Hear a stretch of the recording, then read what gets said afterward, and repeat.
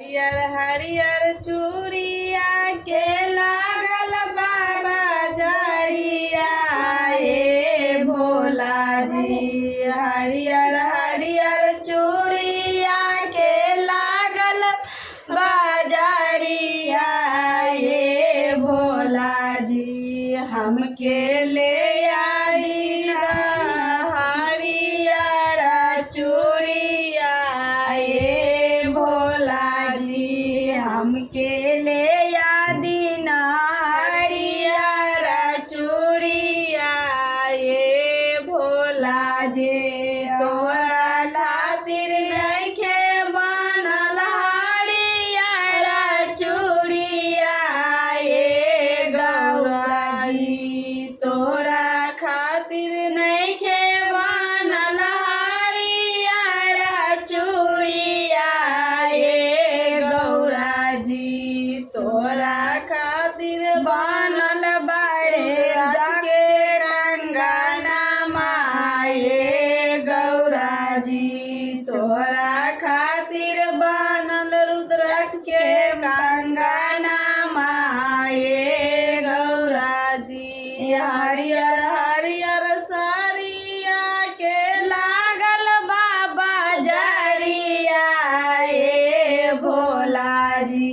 हरियर हरियर साड़िया के लागल बाबा जरिया हे भोला जी। हमके ले आई हरियर साड़िया हे भोला जी। हमके ले आदि हरियर साड़िया हे भोला जी। तोरा खातिर नइखे बनल हरियर साड़िया हे गौरा जी। तोरा खातिर नइखे बनल हरियर साड़िया हे गौरा जी। तोरा खातिर बनल मिरागा के छालबा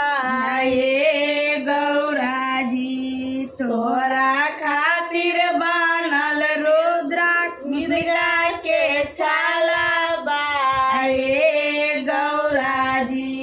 हरियर हरियर बिंदी के लागल बाबा जरिया हे भोला जी। हरियर हरियर बिंदी के लागल बाबा जरिया हे भोला जी।